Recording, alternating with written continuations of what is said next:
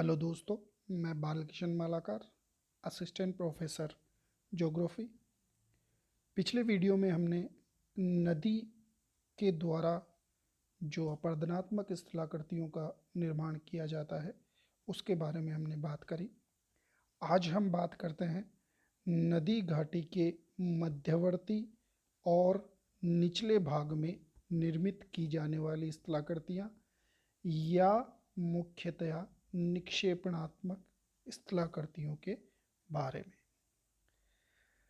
इस मध्यवर्ती भाग में नदी पर्वतीय क्षेत्र में से उतरकर मैदानी क्षेत्रों में प्रवेश करती है और इसी कारण जल की मात्रा में वृद्धि हो जाती है और ढाल व गति में कमी होने लगती है। अतः यहाँ पर अपरदन की अपेक्षा निक्षेप का कार्य अधिक होता है। इस दौरान यहाँ कई प्रकार की स्थलाकृतियों का निर्माण होता है। पहले बात करते हैं जलोढ़ शंकु की या अलुवियल कोन।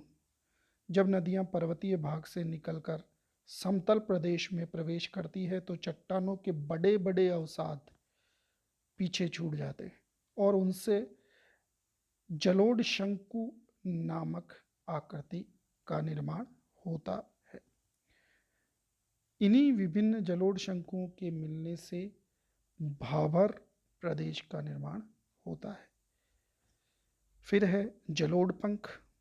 पर्वतीय भाग में से निकलने के क्रम में नदियों के अवसाद दूर दूर तक फैल जाते हैं और इनसे पंखनुमा मैदान का निर्माण होता है जिसे जलोढ़ पंख कहते हैं। अनेक जलोढ़ पंखों के मिलने से गिरिपद मैदान या तराई प्रदेश का निर्माण होता है। फिर बात करते हैं नदी विसर्प की। मैदानी क्षेत्रों में नदी की धारा दाएं बाएं बल खाती हुई प्रवाहित होती है और विसर्प बनाती है। ये विसर्प एस आकार की आकृति होते हैं। नदियों का ऐसा घूमना अधिक अवसादी बोझ के कारण होता है।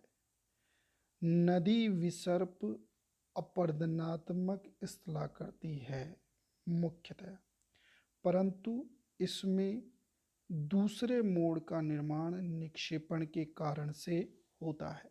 यानी मेनली तो अपरदनात्मक स्थलाकृति है, परंतु जो दूसरा मोड़ है वो इसमें निक्षेपण के कारण से बनता है। एक मोड़ कटाव के कारण से और दूसरा मोड़ निक्षेपण के कारण से। फिर है गोखुर झील। जब नदी अपने विसर्ग को त्याग कर सीधा रास्ता पकड़ लेती है तब नदी का अवशिष्ट भाग गोखुर झील या छाड़न झील कहलाता है, जो कि गाय के पदचाप गोखुर के रूप में होता है। फिर है नदी घाटी के निचले भाग में निर्मित स्थलाकृतियाँ। नदी घाटी के निचले भाग में नदी की भार वहन की क्षमता शक्ति बहुत कम हो जाती है। इसी कारण से यहाँ इस क्षेत्र में नदी द्वारा लाए गए परिवहनित पदार्थ का निक्षेप अत्यधिक होता है, अपरदन न के बराबर होता है। यहाँ पर बनने वाली प्रमुख स्थलाकृतियों में गुम्फित नदी या ब्रेडेड स्ट्रीम। घाटी के निचले भाग में नदी की भारवहन की शक्ति क्षीण होने से नदी अपने तल पर ही निक्षेप करने लगती है, जिससे उसकी धारा अवरुद्ध हो जाती है और नदी कई धाराओं में कई शाखाओं में बंट जाती है। अनेक धाराओं से युक्त ऐसी नदी को गुम्फित नदी या ब्रेडेड स्ट्रीम कहते हैं। फिर है प्राकृतिक तटबंध। नदी द्वारा अपने दोनों किनारों पर अवसादों के निक्षेपण से बनी बांधनुमा दीवारों को प्राकृतिक तटबंध कहते हैं। यानी नदी के जो दोनों किनारे हैं वहाँ पर नदी के द्वारा परिवहनित पदार्थ निक्षेप होता जाता है और प्राकृतिक रूप से दोनों साइड बांधनुमा दीवारें बन जाती हैं। फिर है बाढ़ का मैदान। नदी का वह भाग जहाँ नदी बाढ़ के समय जलोढ़क का निक्षेपण करती है बाढ़ मैदान या फ्लड प्लेन कहलाता है। फिर आता है डेल्टा। निम्नवर्ती मैदानों में ढाल की कमी और अवसादों की अधिकता के कारण नदी की परिवहन शक्ति कम हो जाती है और वह अवसादों का जमाव करने लगती है, जो जिसे वह डेल्टा नुमा आकृति का निर्माण करती है। अब ये जो डेल्टा है, इसे सर्वप्रथम हेरोडोटस ने नील नदी पर इस तरह की आकृति जो बनी हुई थी उसके लिए डेल्टा शब्द का उपयोग किया था। डेल्टा के प्रमुख प्रकार की बात करते हैं। चापाकार डेल्टा। इस प्रकार की डेल्टा की आकृति अर्धवृत्ताकार या त्रिभुजाकार होती है, जिसमें नील नदी का डेल्टा सबसे अच्छा उदाहरण माना जाता है। इसके अलावा गंगा, राइन, सिंधु, इरावदी, वांगो, पो, नाइजर, लीना आदि का डेल्टा भी चापाकार या आर्क्यूट डेल्टा के एग्जाम्पल्स हैं। दूसरा है पंजाकार या बर्ड फुट अंगुली आकार का डेल्टा। इसका निर्माण महीन कणों के वजह से होता है और ये महीन कण पंजे के आकार में निक्षेपित होते जाते हैं, जैसे मिसिसिपी नदी का डेल्टा। फिर है वर्धमान या ग्रोविंग डेल्टा। जब डेल्टा का सागर की ओर निरंतर विस्तार होता जाता है तो इसे वर्धमान या प्रगतिशील डेल्टा कहते हैं, जैसे गंगा या मिसिसिपी का डेल्टा। फिर है एस्चुरियन डेल्टा या ज्वार नदमुख डेल्टा।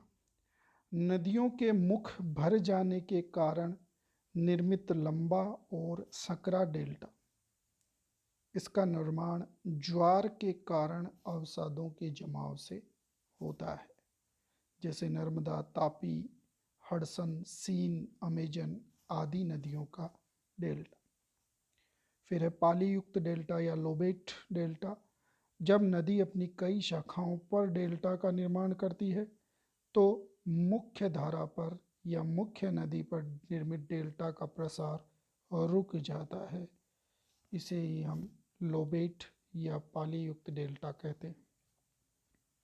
फिर है परित्यक्त या अबेंडन डेल्टा। जब नदी अपने डेल्टा को छोड़कर दूसरी जगह डेल्टा का निर्माण करती है तो पहले वाला डेल्टा परित्यक्त डेल्टा कहलाता है, जैसे वांगवो नदी का डेल्टा। फिर है अवरोधित या ब्लॉक्ड डेल्टा। जब डेल्टा का विकास रुक जाता है तो उसे अवरोधित डेल्टा कहते हैं। अभी हमने नदी के द्वारा मध्यवर्ती और निम्नवर्ती क्षेत्र में या घाटी में किए जाने वाले या बनाई जाने वाली स्थलीय कृतियों की बात करी। अगले वीडियो में अगले प्रकार के अपरदनकारी माध्यम की बात करेंगे। धन्यवाद।